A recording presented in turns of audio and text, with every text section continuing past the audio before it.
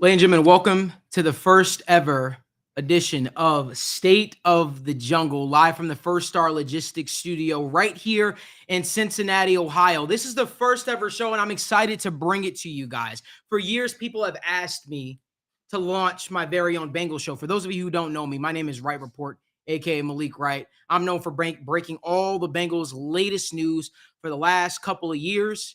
Whether it be free agency signings, draft picks, coaches signings, you name it, I probably broke it. It means a lot to me to be right here in the city, to be launching this show, being the first person to launch a live in-studio show right here in Cincinnati, Ohio, and answering all your questions and making this truly an interactive show. I want you guys to bring your comments, bring your questions, join in on the conversation. That's the exciting part of State of the Jungle, to talk about our Cincinnati Bengals. Now, I promised you guys, I said, hey, we've got a special guest on the show. And I've got many people came out. They said, is it Pac-Man Jones? Is it Willie Anderson? Is it a current player, a past player, a coach? It's actually one of the most genuine people in the entire Bengals fan base. He runs the largest Bengals tailgate, and he loves the Cincinnati Bengals quite like nobody else. We've got Bengals Jim joining us on the show. Jim, welcome, my man. Man, what's going on? I just want to let you know you hyped this thing up too much. Everybody thought a player was going to be here, but you know what?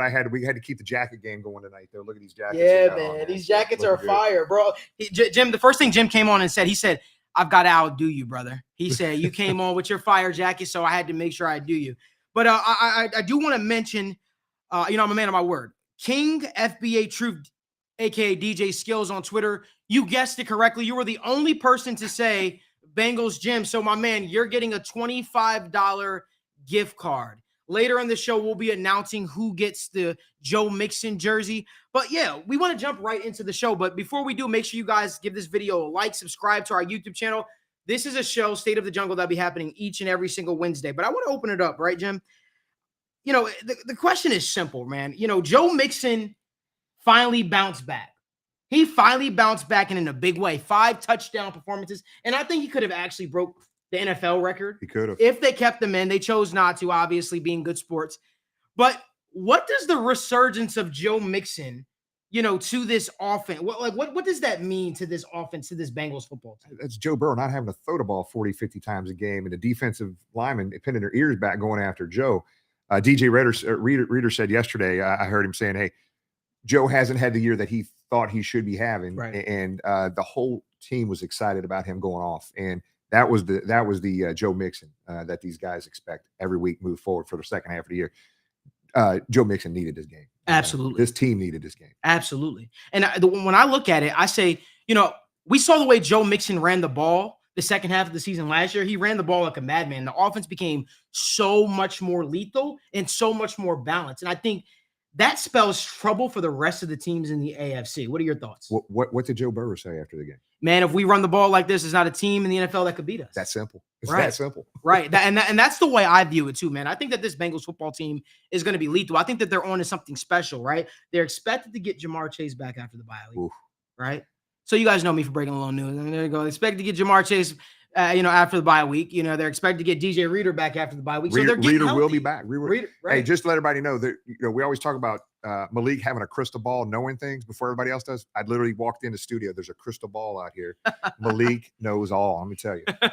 Some people call me the Bengals Oracle, man. I think that's how I praise, man. But it really just comes down to having great relationships, man, and making the most of it as well. Like I said, I'm super excited to even be launching the show. Like we talked about it enough, but this is something that was years in the making, man. And this is my way of giving back to the city and people that have supported me throughout this entire time. And for those of you who don't know, me and Bengal Jim, we're really good friends outside of this, man. When I first moved to Cincinnati, he was the first person to reach out to me and say, hey, man, let's get if you need help with anything, let me know. Let's get food sometime. Let's do something, man. He's such a genuine person. And that's why, I could think of nobody better to have on the first show of State of the Jungle. I appreciate it. I know you hyped this up too much. I know there's people out there watching right now disappointed it's not a player. But, man, I tell you what, man, it is a pleasure, and I'm humbled to be here, brother. It means a lot for you to have me. It really does. I appreciate it, man. I appreciate it because I'm one of you guys at the end of the day. And, at the end of the day, we have a genuine connection. I could think of nobody better to have on the first show. But we want to keep the conversation, obviously going. We are expecting big things of Joe Mixon as this thing continues. I'm expecting big things of Joe Mixon as this thing continues, and I think this offense is expecting big things of Joe Mixon as this thing continues. But the next question is, right, the Bengals are on their bye week. I had the pleasure of sitting back and listening to Trent Irwin, interview with Dave Lapham the other day, and Trent was talking about sort of what he's expecting, during the bye week. And, he said he wanted to put his head down, so to speak, grow, learn, and, make sure that, he's crisp. So when the bye week is over, they hit the ground running. The Bengals football, they've got an interesting schedule coming up with the Steelers. We know that game got moved from being a prime time game, so to speak, the 8 p.m. game. But what are some keys, or what are some things you think that you'd like to see this Bengals team do to sort of right the ship and fix their season? If you look at it, one loss we had, we got our butts kicked. City up north took care of business on us. Yeah. They got our number right now. But when you look at it, every other loss we had was a walk-off field goal. We could be 8-1 right now with a couple ugly wins at the end of the day. So it's critical that we win these next 3 AFC North games, which I think is very doable. Yes. We got to keep healthy. We got to keep Joe Burrow healthy. Critically important. We keep Joe Burrow healthy. So we've had a little bit of the injury bug. We got some of these guys coming back, but at the end of the day, Joe Mixon running the ball, and I think that's one of the most important things on offense. And let's see who steps up at the corner. We know we got a Cheeto out. So let's see who's going to step up there. I think that's going to be interesting to watch. So I know for a fact that there's some guys that are excited about taking advantage of that opportunity as well. Absolutely. One cornerback I'm really excited to watch, Alan George, man. Alan George, man. You guys all know I was the biggest Lou Anarumo supporter when he first took the job. And it's because it was one game that made me a believer of him, and that was the game against the Seattle Seahawks. It was actually the first game, that he was the defensive coordinator, because I saw what this defense could potentially be if he had players that were bought in, right? There was a new defensive coordinator. Players were excited. Players were ready to play for him, and they were just running fast. They were physical. They were getting to the ball, man. And ever since that, I was like, man, Luka cooked something up. Like, we obviously had aging players. We had the Preston Browns. We had the Dunlaps. We had so many different. It was opening day 19. That was opening day 19. That was when Seattle. I was wow, man. Seattle. I remember that. That was when Jamar Chase. I mean, not Jamar Chase. John Ross had 150, and we were all like the John Ross resurgence, man. So when I look at it, man, I'm like, man, this Bengals football team had something special with Lou at defensive coordinator. And then we obviously had the weird years, right? And one thing that was said to me from a member of the coaching staff was, a lot of players, a lot of fans wanted us to essentially keep the favorites essentially. But those were some of the players that were contributing to that bad defense. Right. And I think the one thing about Cincinnati is that we have such a loyal fan base, man. They get behind these players, right? But, I remember, like, I even had to be brought to the light. They were like, William Jackson is not it. William Jackson is not the answer, right? So, once you start watching it from a different lens, right, you start to have a different level of respect for these coaches, right, and on what they do on a day-to-day, because, like, nobody knows more about these players than them. Yeah, Lou was catching a lot of heat in Cincinnati, man. And to be honest, he was doing things with a defense that was depleted. They didn't have a lot of players on that squad. And you see what the team has done the past few years in the offseason and free agency, kind of filling that void that Lou needed help on defense. And look at this defense now, man. It's one of the better ones in the NFL. Lou's dialing up some things here the second half. I can't wait. Yes, sir. Yes, sir. And I think that's one thing people forget. Like, Lou is a master at coaching DBs, man. He did it at Purdue. He did it with the Giants. He did it with the Giants. He also did it with the Miami Dolphins, right? And now we see it here in Cincinnati. Eli Apple, he started picking up his play. You're able to see guys like Cam Taylor-Britt come in, and they're able to just fit right into the system. And it's like our defensive backs have taken a complete turn under Lou Anarumo, man. And I think, I don't know if you ever played the game 2K or Madden or something like that, but usually, the coaches or you hire a coach and they usually have a badge with them. And it's like, okay, their specialty is, getting the best out of older players or getting the best out of a certain position. And you start to see that with Lou. I think if Lou was in a video game, for instance, his badge would be being able to get the best out of aging, not aging play, out of defensive backs. And we're starting to see that, man. It seems like whoever they pluck into this defense, does well. He plays to their strengths. And he takes Absolutely. advantage of it, no doubt. Yes, sir. Yes, sir. So like I said, that's just one thing that, going back to, I know I give a long-winded response, but, hearing Trent Irwin just talk about this team's mentality and how unselfish they are and how they play for one another, that's something that speaks volumes about this football team, right? To see the way T. Higgins was able to step up and Tyler Boyd was able to step up in the absence of a guy like Jamar Chase. To me, that speaks volumes, and I think that's what makes this Bengals team so special. And what's interesting, what people don't know is every team talent-wise is not significantly different in the NFL, but the 81 Super Bowl team, the 88 Super Bowl team, and this team, last year's team, this year's team, the thing that there's a connection to those previous Super Bowl teams, these guys aren't just close on the field. Right. These guys are close off the field. Yes, sir. DJ Reader, BJ Hill, Sam Hubbard last night are down at the precinct. And the rookies are buying them dinner last night. And some of these guys are spending time in the bye week together. This team's really close off the field. I don't care what anybody says. That tightness, that closeness off the field also applies to what they're doing on the field, man. Absolutely. They care about each other. They want to help each other. I love that mentality. This team's special. It really Absolutely, is. Man. And I think the beautiful thing is they saw what they could accomplish last year. Right? They saw what they could accomplish last year, and now they're starting to build on it. People want to talk about the Super Bowl hangover. This is my honest opinion. A team that wasn't expected to be there, how can you say that they quote unquote have a Super Bowl hangover, right? This is a team that shocked the world, that shocked the fan base. And Daniel, who's our producer of the show right now, usually you guys are used to seeing him, in front of the camera. Daniel, if you remember what I said to you, I said if this Bengals football team wins one playoff game, they can go on a run. It felt like the levee that needed to break in order for this Bengals football team to get where they needed to go. Yeah, last year was just a fun ride for every fan of this organization, but they peaked at the right time. Right. And they were playing as good as anybody in the NFL, better than anybody in the NFL towards the end of the year going into that playoff game. And the Raiders, Titans, and Kansas City playoff game, man, I tell you what, I still truly believe. At the time, I felt they were going to win that damn Super Bowl at the end of the day. But people get upset with the first start of the season. We were 5-4, same point in time this time last year. It's not how you start. It's how you finish and how you're playing going into the playoffs. And we're in the same boat. We got some work to do, but I think this team can put themselves in the same exact position as they were last year. I agree, man. And I think it all comes down to having health at the end of 100%. The day, man. If this Bengals football team is healthy, I'm picking them over anybody. I'll tell you something else. And I've mentioned this so much on so many different podcasts.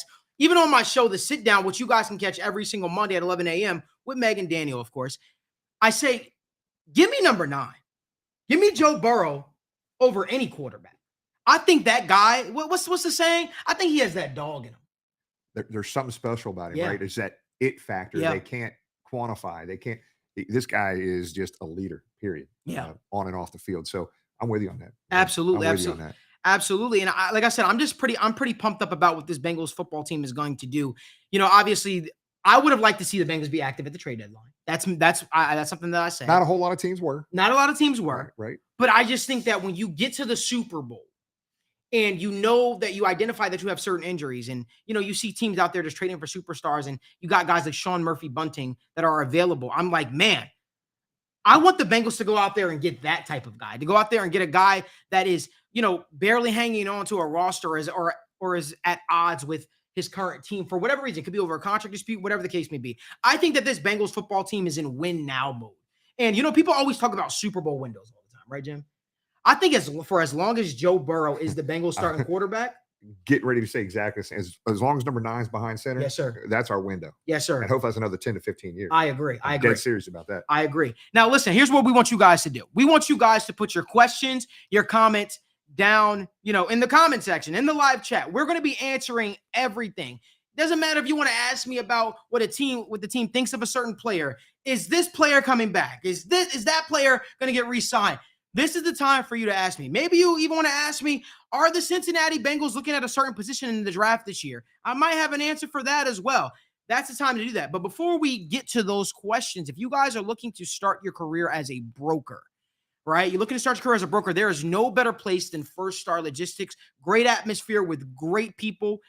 Since Daniel and I moved here, Daniel moved from California, I moved here from New Jersey. First Star has treated us like family. We got the opportunity to hang out with some First Star employees at concerts or, in the First Star suite, watch some games, even with Icky Woods, man. that was definitely an enjoyable experience, man. But if you're looking for, great atmosphere with untapped potential, you can make as much money as possible as a broker. Make sure you guys apply to First Star Logistics. All the information is in the description down below. I'm sure that you guys would, love First Star. You'd have awesome things to say about it, just like I have awesome things to say about First Star. It's truly an awesome, amazing opportunity. So if you're looking for a job, you want to start your career, not a job, a career as a broker, apply to First Star Logistics. All the information is down in the description. So we want to get to some of these questions now, Daniel. Daniel, this is the part where I shut up and you read me off the questions. We get to them. Can't wait. Let's go. So I just want to say the energy in the First Star studio right now is electric. So you guys are absolutely killing it. We've got a question here from Eric. He's asking about Lou Anarumo. Does Lou get a head coaching job next year? I'm afraid after these 2 phenomenal years, coaching players up will not go unnoticed. Here's what I can tell you. Lou has pretty much turned heads around the league. The Giants were interested in him last year as well. I know he had interest in the Miami Dolphins. I'm not sure if the Miami Dolphins had interest in him. He interviewed for the Giants head coaching job. They wound up going with Brian Daboll, but that seemed like a formality.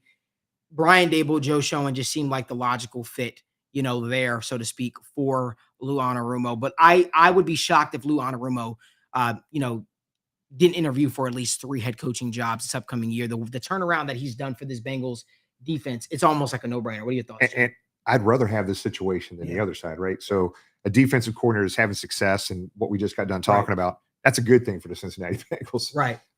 If it happens, it happens. We got to trust the organization to put somebody in that spot. But at the end of the day, we can speculate all we want. He's going to get interviews. Absolutely. At the end of the day. So that's a good problem. I'd rather have this problem than nobody want to talk to our defensive coordinator. Absolutely. So if you guys want my honest opinion, though, if Lou keeps up on the same trajectory that he's been on, man, I could see him being a head coach this upcoming year. And you guys saw what I said. I know the Colts are dealing with this whole thing with Jeff Saturday right now, but I definitely think the Colts, with him having ties to Indiana, coaching at Purdue, I definitely think it's a logical fit for a lot of reasons. So we've got another question. It's not quite showing up a name, but we got, with the comments from Darren Simmons, are you hearing rumblings of a change at punter after the bye week? There are rumblings right now about a potential change at punter. I don't know for a fact if they're going to do that. You guys know I only report on things that are 100% certain and things that I've been told. I know that they are looking into it, and I know it's actual legitimate. They're actually looking into it. I've never heard Darren Simmons come out and speak the way he's been speaking lately about, Kevin Huber's problems as a punter. So, I would be. I think for him to come out and say that I think the writing's on the wall, if you ask me, and I think I would be shocked to not see Drew Chrisman. I think that they might give him another opportunity, though. I think they might give Huber another opportunity, to work out his problems. But if he struggles coming off of this bye week against the Pittsburgh Steelers, I wouldn't be shocked if the Bengals make a change quickly. Yeah, and just for everybody that saw Evan McPherson kind of jokingly punting in practice, that's not happening. No, that's not happening. That's not happening. It's Drew Chrisman or Huber, period. Absolutely. So we've got a question here from Keith Bradley. Keith, my guy, what's up, man? Does the front office get a deal done to keep Von Bell next season? Yes. The Bengals want to keep Von Bell. I know that earlier, in the offseason, they were sort of like splitting their hair saying, all right, what's going to be? Is it going to be Jesse? Is it going to be Von Bell? I actually think that they're going to want to bring Jesse back as well. I know a lot of people have kind of like that ship has sailed, but the Bengals have always viewed Jesse Bates in a highlight. It's not Jesse Bates, it's his agent. His agent is trying to get him to be the highest paid, safety in the NFL. And make no mistake about it, I believe Jesse Bates would have had a contract by now had he not had the poor start to the regular season that he had last year. Yeah, he's I don't know if he's helped himself or hurt himself this year so far with his play. Yeah. But I know the team loves Von Bell. They absolutely love Von. I think they've been impressed with Jesse Bates too. Some people have said, oh, Jesse, and it's like, when you don't hear from your safety, that's actually a good thing. And I have had the privilege of being at almost every home game, chilling in the First Star suite. Jesse Bates has been phenomenal this year, man. Jesse Bates seems like he's motivated. He's ready to play. He's ready to prove people wrong. It's all about, is Dave Mulgeta and him going to be able to, negotiate something for the Cincinnati Bengals to make it work for them? So, right. At the end of the day, the Bengals had to draft Dax Hill. They had to make sure that they had that position. But I don't think Dax Hill has shown enough to be like, okay, he's ready to be a starter just yet. That's not saying he isn't ready, but Jesse Bates is an all-pro type of safety. So we've got another question. A lot of these aren't loading necessarily on here, but right here, they're asking about Jamar Chase. Sure. They're saying, would you sit Jamar the next couple weeks if he wants to play? I worry everyone is looking short term instead of the long game. That's a good question. You see, I personally would, I'm not gonna answer that because I don't want to get hate. But if it was me, I would play it safe, man. Yeah. You know, Jamar Chase got a long career ahead of him. He does. We got to think strategically with Jamar at this point. You can't think short term like he was saying, whoever that question was from. But I wouldn't be surprised to see Jamar back here next few weeks, to be honest. Yeah, absolutely. I know Jamar Chase wants to play, and I think that was a big reason why the Bengals did not put him on IR, because what I was told was he was supposed to go on IR. Yeah, and DJ Reader said he could have played last game. Yeah. And they were like, no, we're good to go. Yeah. Get to the bye and be ready to go. Absolutely. That city near West Virginia. So. The Bengals are trying to make they're in West Virginia. I love it. The Bengals are trying to make sure that they got their guys for the long haul. That's right. Man, and they're playing smart, man. You don't want to, with a Jamar Chase situation, you don't want to have an AJ Green situation on your hands where you bring them back and they keep getting hurt over and over again. Jamar Chase is young, man. But, you know, the hope is that, you know, he's able to heal up and he's able to play, you know, coming off this bye. So we'll see how it all shakes out. Peter and a lot of other people are asking about the Ravens. Have the Ravens locked up the division? And people are saying, can we steal week 18 if the Ravens lock up the division and rest the starters? I don't think that the division is locked up yet. I think there's a lot of football to be played, and this is the weirdest year in the NFL. And I think that I think teams can shock other teams. To me, I wasn't overly impressed with the Ravens. Should have won that game. Yeah, we should have won. And we should have won that game as well. Listen, the Ravens they do seem to be our competition in the division. For some reason, we aren't able to get past the Cleveland Browns or the city up north. They got our number. As Jim calls them. The fact of the matter is, though, we're focused on the Ravens right now. We control what you can control. And what the Bengals can control is beating the teams that are on their schedule. However, the cookie crumbles. The Ravens have to see us. The Browns have to see us. And the Steelers have to see us. And we'll be seeing them after our bye week. Right now, the Bengals are 0-3 in the division. And you can't win your division by being 0-3. So, yeah, they have to win this game against the Pittsburgh Steelers. And Malik, I truly believe Ravens are going to lose some games. I know their schedule's not very tough the rest of the year until they get to the final game of the year. I would love to see that come down to that game. Oh, yeah. Us at home against the Ravens playing for the division. Ruckus crowd. It's going to be ruckus crowd. It's going down. So, Malik, a lot of people are asking, and even, you know, I wonder sometimes, how does Malik get the breaking news so fast? We were all praying you were hacked with the Chase news, but once again, you were right on point. Yeah. Crystal ball. I'm telling you, it's the crystal ball. I'll say this, man. It's all about the relationships you make, man. You know, since I've started in this game, I started making my first relationship in 2017. It's all about the connections you make. And, man, you know, even my sources that I talk to on a regular basis, we check in with each other. We chop it up. We have great conversations. We talk about each other's family. It isn't always about what you could do for me. It's like, man, happy birthday, man. Happy birthday to your son or your daughter, or, you know, your wife. Happy anniversary. It's conversations that are meaningful, man. And it's actually being genuine. I care about the connections that I make. They go way beyond what you could do for me. Whether my sources cut me off today and they say, hey, we don't want to talk to you no more, that's absolutely fine.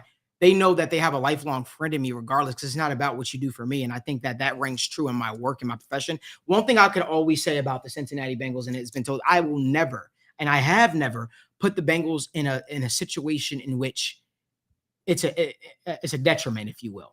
Like, for instance, I get information all the time about players the Bengals are interested in or players the Bengals want to trade for. What good would that do if I go out and I say, hey, the Bengals are talking with this free agent, blah, blah, blah, just to spike up the price for another team, or, you know, whatever the case would be. You want to make sure that you're doing right by the team, at least me, because at the end of the day, I am a part of the media, and I consider myself new media, Jim, right? But I also am a Bengals fan. I care about this team. I care about the people in that building, and I care about the relationships that I have made.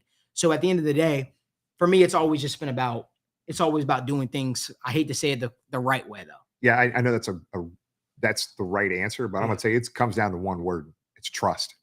And if Malik didn't have that trust, he wouldn't get this news, period. It comes down to trust. For sure. So, Matthew, and I know a lot of the Bengals fan base, Cam Taylor-Britt. How do you see Cam Taylor-Britt progressing in the last half or in the next half of this year? Oh, man, he's going to get so much experience with Chidobe Awuzie out, man. You know, he's a guy that this Bengals, I see some of the comments. He's a guy that is going to get a lot of experience with Chidobe Awuzie being out, and I think he's going to make the most of it. To answer it simply, you know, answer it quickly as possible. I think I'm high on Cam Taylor-Britt. I believe the Bengals are high on Cam Taylor-Britt. It's the reason why they spent the second round pick on Cam Taylor-Britt. And he's a guy that when the Bengals did draft him, people were like, who is that? Why did they draft him?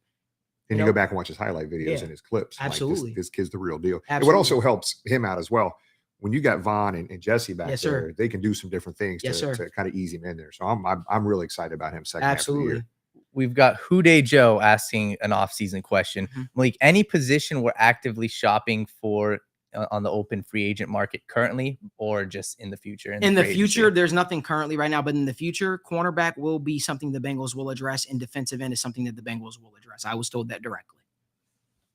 Wow. Yeah. So we've got another question here asking about Eli Apple. Do you think Eli Apple, and this is from our producer, Colton, do you think Eli Apple will step up with the injuries in the secondary? He has no choice. He has no choice. There's a lot of hate out there in Eli, man. Yeah, man. Listen, I like Eli, though, man. He's done a good job. I like Eli, man. He's a savage. That guy, he works hard, man, and he grinds, bro. Like, listen, cornerback is the hardest position to play in the NFL, especially how it is nowadays, man. You touch a guy, it's a flag, right? So, listen, man, at the end of the day, I think Eli Apple is going to continue to prove people wrong. The guy has looked like a stud in the opportunity that he's been given, and I'm a believer in Eli Apple, man. I really am. I understand that he's not – like, listen, not every cornerback could be a Darrelle Revis. Every cornerback could be a Patrick Surtain and different things of that nature and grade with the highest PFF grade and things of that nature. But Eli Apple does his job. He's going to give up some catches. It's the nature of the beast, right? That's what's going to happen. But Eli Apple, man, for you know, I like to think that Lou has completely turned this guy's career around, which is why he re-signed with the Bengals. He has. He absolutely has. So we got a question here from Matt. Keep them coming. Yeah, Matt is talking about the difference, and this is actually a great question. How much of the revitalized run game in the last few weeks is Zach Taylor and Frank versus Mixon just hitting the hole? I think it's a combination of both. I think that they tore up some stuff, right? And they broke it down. And I'm going to have Joe Goodberry on at some point. We're going to break some film down for you guys. I think a lot of it is, man, it's killing your ego, so to speak, man, and realizing if something isn't working, then something isn't working. Like you saw Joe talk about, the Bengals have started to run the ball more out of shotgun because it's something that just works. Something he did at Oklahoma, something that Joe Burrow is comfortable with. He did at LSU. So I think that's something that you're going to keep seeing happen. You don't see the Bengals run the ball from under center. And when you did see them do that on Sunday, what happened? They got stuffed. Yep. So it doesn't it's okay for things not to work. At some point, you want to marry the run game with the pass game. And that's what we're starting to see in Cincinnati right now, right before our very own eyes. We've got people asking about Joe Burrow's contract. Joe Burrow's contract, and what does a future Joe Burrow contract, what does it look like? Man, I'm scared. I'm scared for what Joe Burrow's contract is going to look like. He's going to get about 20% of the cap, man. He's going to be at 20%. He's going to be crazy, man. But I'm going to tell people, I'm sorry. You're good. You keep I'm going to tell you right now, don't worry about Joe Burrow and his contract. They're going to do whatever they can. Yes, they will. That's the franchise, right? That's Joey franchise. Yes, sir. Yes, sir. And I was told this directly too, as well. You guys probably saw me tweet about this. People were asking about T. Higgins, Jamar Chase, Tyler Boyd. I was told directly, the Bengals will not find themselves in a Marvin Jones, Mohamed Sanu situation again, meaning they're going to do everything in their power to keep this trio of wide receivers together. I don't know how realistic that is, but I know they're going to do everything in their power. For those of you who don't know the story about Mohamed Sanu, Marvin Jones, the Bengals offered Marvin Jones a lot of money, the exact same money that the Lions had offered him, but Marvin Jones left Cincinnati to be a number one, and Mohamed Jones left Cincinnati to be a number two. So it's, it was like, damn if you do, damn if you don't. So something from Keith Bradley. Sure. I think we'd be doing disservice if we didn't read this. This isn't a question, more of a thank you to Jim for doing everything he's done for the community and charities. Sure. Jim, you are the real GOAT. It's not me. We got a whole group of people dealing with that, man. So I appreciate that comment, man. We really work hard, bringing fans together, whether it's home game or away game, the charities we bring to the table. All my partners, James and Craig and Dell and Tony and all of our guys, man, we got a lot of people working really hard to make that happen. But thank you. They do an amazing job. And Jim is, let me speak about Jim for a second. Jim is one of the most humble people that I know. And I think the thing about it that's unique about our friendship is we both root for each other's success. I love just going to his tailgate, man, just seeing it. I literally go to his tailgate to support him because that's my brother. And, when he comes off stage, I give him a little handshake, give him a hug, say, great job, brother. And I head to the first star suite, so to speak. But it's really amazing, man, just to see the entire city come together the way that they do at Bengals Jim's tailgate. Listen, I think the Bengals have one of those rare fan bases that can, gather a a college type of atmosphere. And if you've ever been to a Bengals gym tailgate, man, you know what I'm talking about. If you haven't, you're missing out. You need to go. I remember when I first came to Cincinnati, everybody's like, you need to go to Bengals gym tailgate. I mean, this is years and years ago. And man, I remember the first time, me and Jim connected, I stopped by early in the morning when he was setting up and I said, what's up, brother? Like that was our first time meeting. Ever since then, it's been awesome, bro. So like from the bottom of my heart, man, it's awesome to see what you do for the city. It's not a lot of genuine people like you, regardless of what people, may say. Like Jim is an awesome individual and has shown me nothing but love. And what I like watching is you guys. Yeah. You guys, and there's two different type of people in this world. There's people that are going to be envious of what you guys are doing. Yeah. And they want a piece of it. And there's going to be people that are just smile and are happy for all the work that gets put into this and the success you guys are having. You guys are having scratched the surface of what you guys are getting ready to do. So I enjoy watching people be successful and have fun with that, brother. But that's fun. Appreciate that, brother. Thank you so much. That means a lot. And we're going to keep this rolling here with the offensive line. I love the questions. Oh, boy. I was waiting for this one. People are asking about the offensive line. I wonder where they're going. If the offensive line, this is from Houday Joe, if the offensive line is a perceived weakness again in the offseason, do you see Pollock on the hot seat or changes via free agency, draft, and trade? I'll tell you this right now. Mike Brown personally wanted Frank Pollock back. I'll have a little bit of, I know the story a little bit too, what transpired. Zach Taylor wanted his own guy in when he originally took over as the Bengals head coach, which is why the Bengals let go. The Bengals actually wanted to have Pollock stay on as a holdover on that coaching staff, and pretty much Zach Taylor wanted his own guy. He hired Jim Turner. We all know how that turned out. No need to even talk about it. But Mike Brown was like, we're bringing back Frank Pollock, which was a shock to everybody when Frank Pollock was brought back, to coach the offensive line. So question to you, Malik, from me. Yeah. Is it Callahan up in Cleveland? Callahan. Yep. He's got one more year left on his one more year left on his deal. I wouldn't be surprised when that goes down. He comes down here to Cincinnati. Yeah, the relationship that he has. Yeah, so we'll see. That wouldn't shock me either. But here's something. I don't see Callahan coming on as the full-time offensive line coach. I see him, if anything, coming on as a consultant, because remember, Callahan was basically Frank Pollock's boss over in Dallas. And he, pretty much he was the offensive line coach and Frank Pollock was his student. And remember, Callahan, built the Great Wall of Dallas, so to speak. And once he left to go, be the offensive line coach for the Washington Commanders now, Frank Pollock took over. So 100% I could see a scenario in which that all works out. I often tell people this as well. If Dan Campbell was to ever get let go by the Lions, I don't think people realize how close Dan Campbell is to Lou Anarumo and to Zach Taylor. He's extremely close. They're like the best of friends. These guys all coach in the Miami Dolphins staff together. Again, these are the type of conversations you guys get on State of the Jungle. Like sometimes it's so much information that I know that sometimes I just forget to. This is stuff people don't hear anywhere else. Yeah, man. That's what I'm saying. I appreciate it, brother. So yeah, man.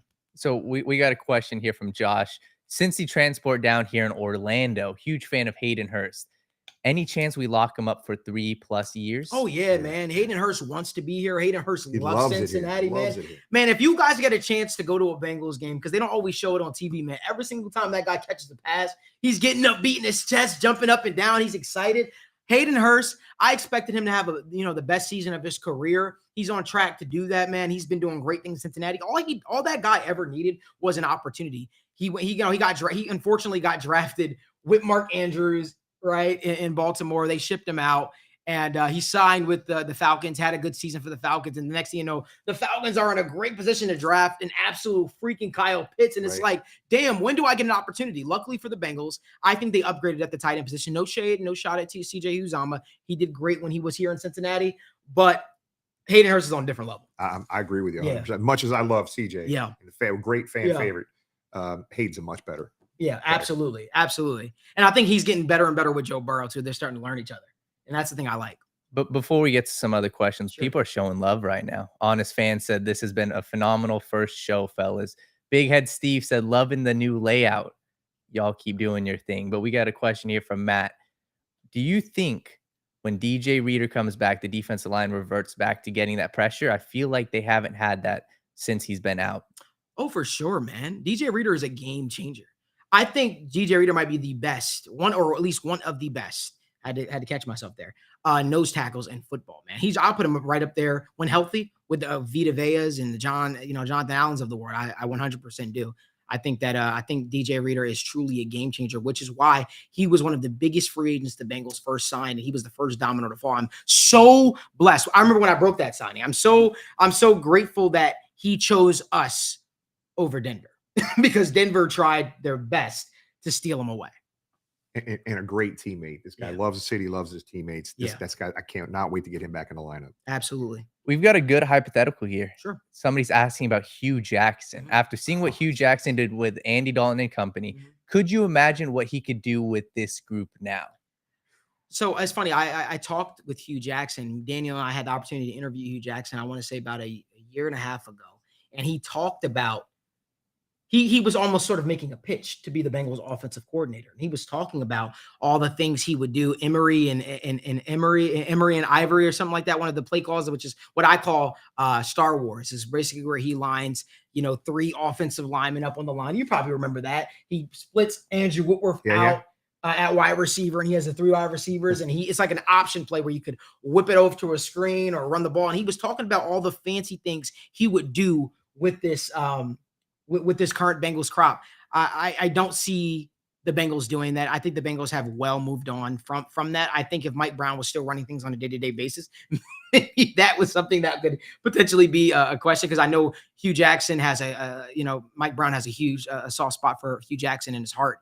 And I think Hugh Jackson is a brilliant offensive mind. I just think he got dealt a crappy hand by going to Cleveland. He should have went to New York, but he chose Cleveland. And what you get when you go to city up north. Right. Now he's doing things over in college. So, wishing him all the best for sure. But Hugh Jackson's one of my favorite play callers to watch. Honest Fan and a couple other people are asking about Jonah Williams.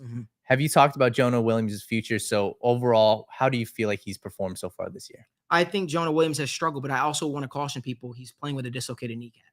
I think that, it's important to listen. Jonah Williams he's an undersized tackle. He's an undersized tackle. He was never going to be this big mauler. I think Joe Goodberry hit the nail on the head, so to speak. He talked about how when coming out, Jonah Williams had all these big expectations. People are always expecting, your left tackle to be some franchise Hall of Famer. And that wasn't really Jonah Williams's, expectations coming out. He was expected to be a pretty good technician, a guy that could, pretty much master his craft, so to speak. But he's struggling right now. And I think there's a combination of things. I think he's dealing with the dislocated kneecap. And I think that the expectations for Jonah are a little bit higher right now than it probably should be. But I think that Jonah Williams is young enough to turn everything around. And I think that we should just take a deep breath. Yeah, it's interesting when you look at the PFF scores from him from last year to this year. Nobody drops off that. It's something, he's got to get things fixed and get things moving in the right direction. But but we need him. We need him to step up for sure. Absolutely. Let's keep the conversation. I'm having fun. You go. I love this. Let's keep it going. We got a little question for Jim here. Question for Jim from Eric. I've come by the tailgate every game this year, and you're always hustling.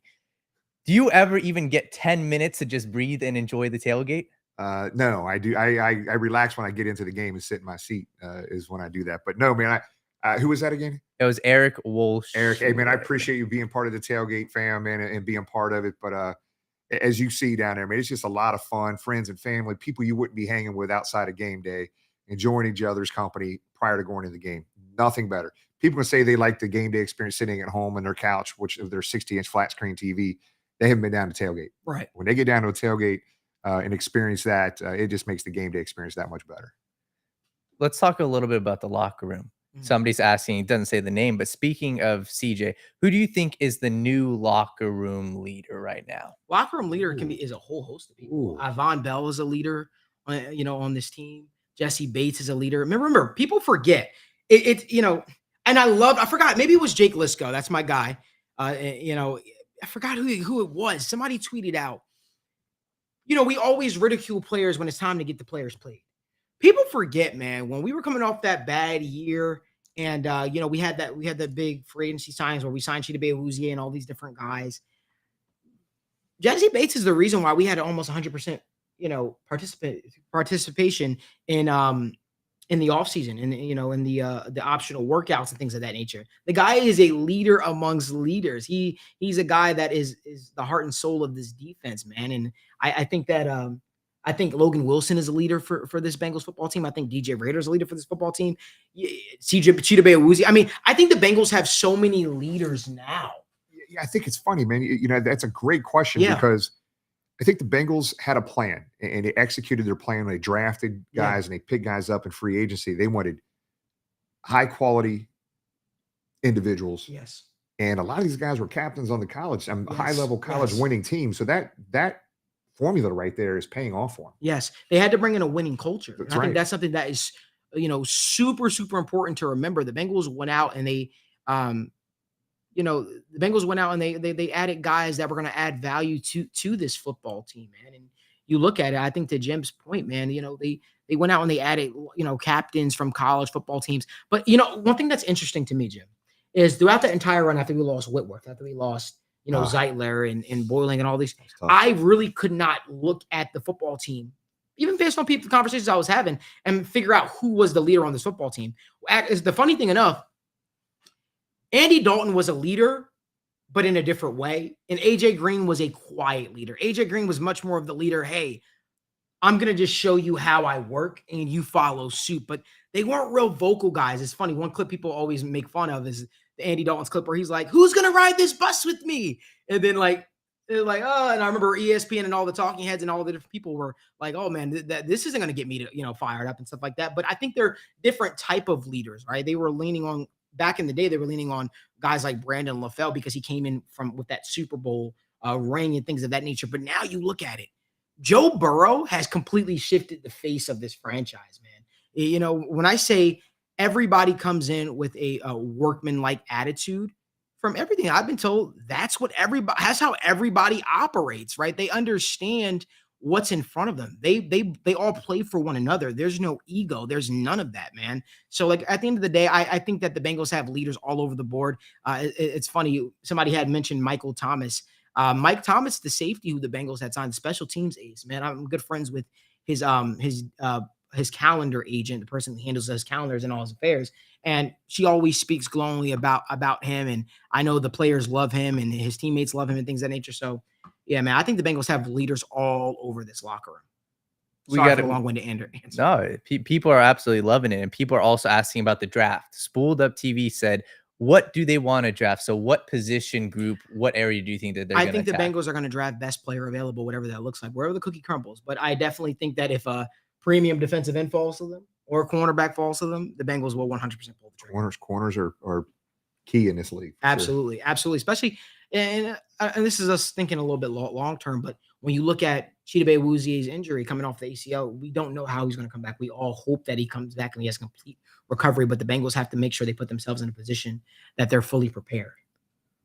In AFC North, with these quarterbacks, you can't have enough of them anyhow. Absolutely.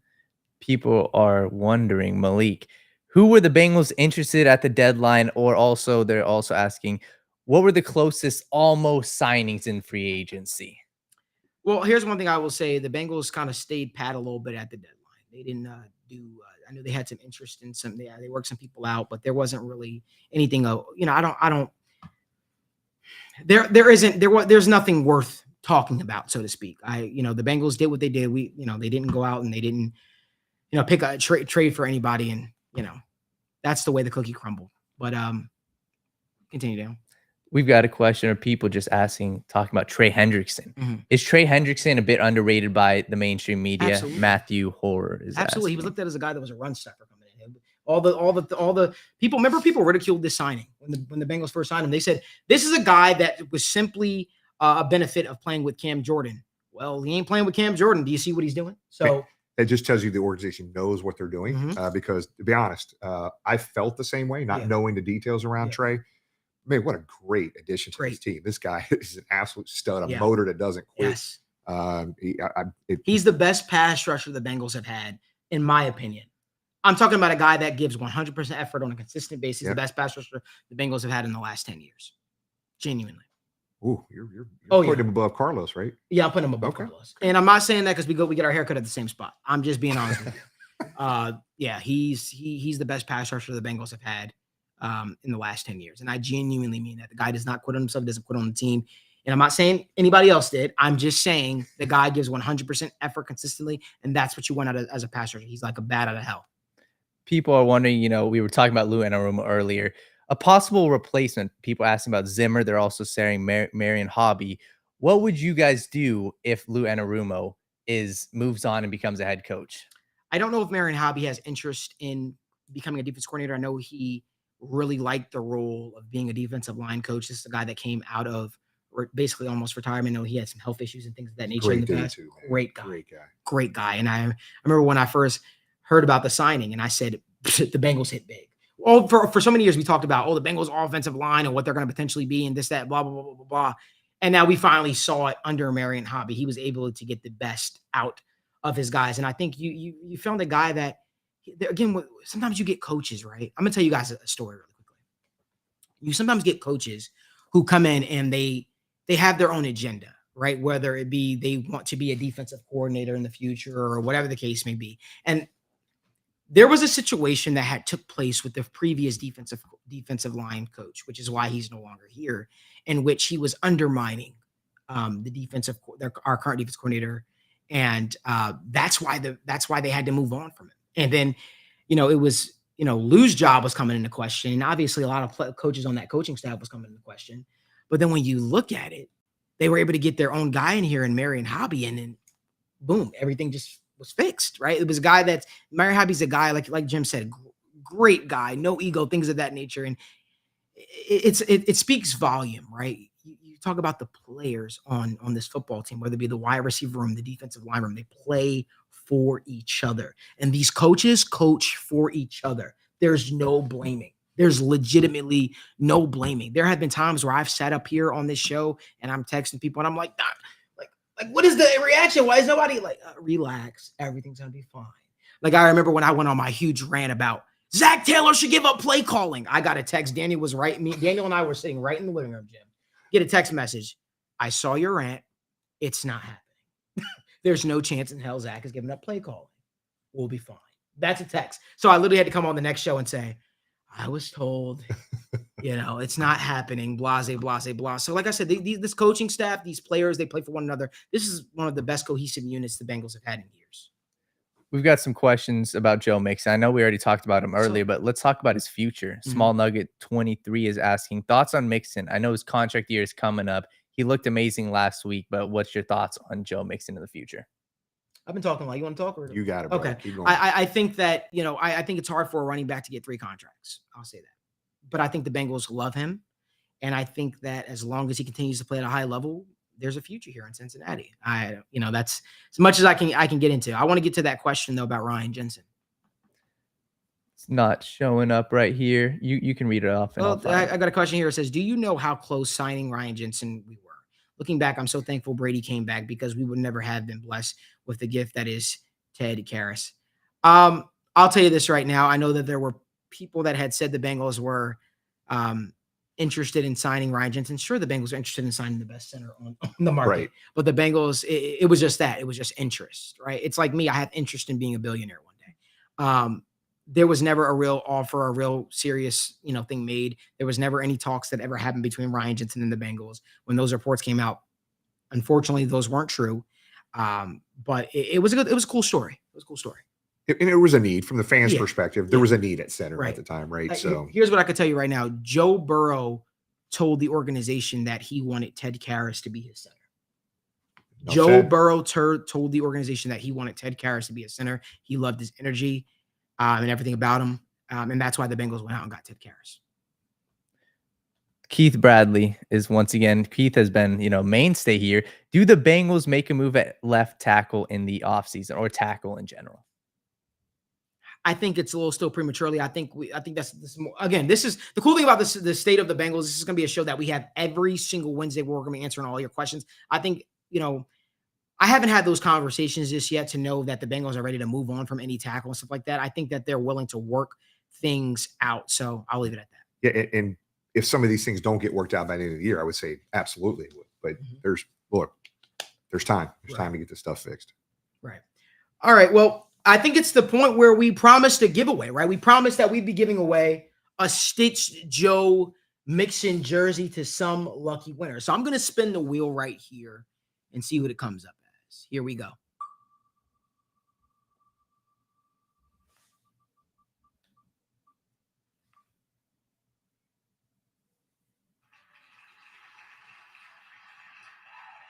There it is. Getting a jersey? Yeah, Joe Mixon jersey, a stitch Stitched. one, a stitch one. Yeah. Okay. Twitter account looks like Yeah. at @Houday_nurse. At @Houday_nurse. Congratulations. Congratulations. You are our winner of our Stitched Joe Mixon jersey giveaway. But hold on. We're not done yet. We just hit 1,000 subscribers. Congratulations, guys. That's on awesome. our YouTube. So I'm going to tell you what I'm going to do. I love you guys in Cincinnati. I love Jim. I love everything about you guys. You guys have supported us from day one. So I'll tell you what we're doing. If you guys are watching this live right now, do me a favor. Subscribe to our YouTube channel. Why? Because on Monday, live from the sit down at 11 a.m. Eastern time, we're going to be giving out a free iPad to some lucky subscriber of ours. So it's funny. I'm sitting here and I can see Malik's the laptop right here. There was hundreds of people entered in this drawing for this jersey, guys. And this randomizer, Houday_nurse, right? Was what it was. Yep, Houday_nurse. Congratulations, you guys are killing it, man. Absolutely, thank you. I appreciate that, brother. So, like I said, subscribe to the Sit Downs YouTube channel, which is what you're watching Bengal Jim and I on right now for the state of the jungle. If you guys subscribe, we're going to be giving some lucky subscriber a free iPad, and I'm going to do you one better. I've heard people all week talking about, Malik, your jacket is nice. Where do you get it? Well, I got it from Dick's Sporting Goods, but I'm going to tell you, I'll do you one better. Follow First Star Logistics. I'm going to put a tweet out, okay? Follow First Star Logistics, because without First Star, none of this is possible. We are live in the First Star Logistics studio right now. Follow First Star Logistics. Follow me. On Monday, not only will we announce the winner of the free iPad to some lucky person that is subscribed to our channel, I'm also going to get somebody this nice Bengals. Give us a spin, jacket. Malik. Give us a spin. I don't want to show my noggin, man. I don't want to show my noggin, man. It's nice. But it says, I'll do this. I'll do this. I'll turn it around for you guys so you guys can see it. I got to put my head up a little bit. But yeah, like I said, somebody is going to get a Bengals starter jacket. And, we're obviously going to give us a lucky subscriber an iPad. All you have to do, subscribe, like I said, subscribe to the Sit Down with Malik Wright's YouTube channel. You can catch the Sit Down each and every single Monday at 11 a.m. Eastern time, as always, right? We're always talking, we don't just talk Bengals on there, we talk everything. But you can catch State of the Jungle each and every single Wednesday live at 7 p.m. This won't be the last time we have Jim on, trust me. But I want to thank you for coming on, man. Like I said, this is really special to me to be doing, man. Like, look, man, it's when you called me about this, I was honored because you're one of my favorite followers on social media, I appreciate that, because if you guys want breaking news on Cincinnati Bengals football, there's nobody else to go to other than this guy right here. So I appreciate the invite, brother. Appreciate it means you, a lot. brother. It means a lot. Appreciate you. And like I said, I love you guys in Cincinnati. I appreciate you guys. And me, it's not too many people that can do a live in studio show from for a team that they support, that they represent. And I take great pride in coming in here, being able to, with all the cameras and lights and blah, blah, blah, being able to do this live from the First Star Logistics studio. And I appreciate you guys for listening to me for the last 50 plus minutes, yap and talk about our Cincinnati Bengals. But guess what? This is the first, but it won't be the last. And Jim won't be the last time that we have him on. And he won't be the last guest that we have on. But it's truly an honor to have him, come on the show. Appreciate you guys for supporting. Make sure you guys follow First Star Logistics. Subscribe to our YouTube channel. Give me a follow. And like I said, I have all the details for everything else. We hope that you guys enjoy the rest of your Wednesday night. Houday. Houday, guys.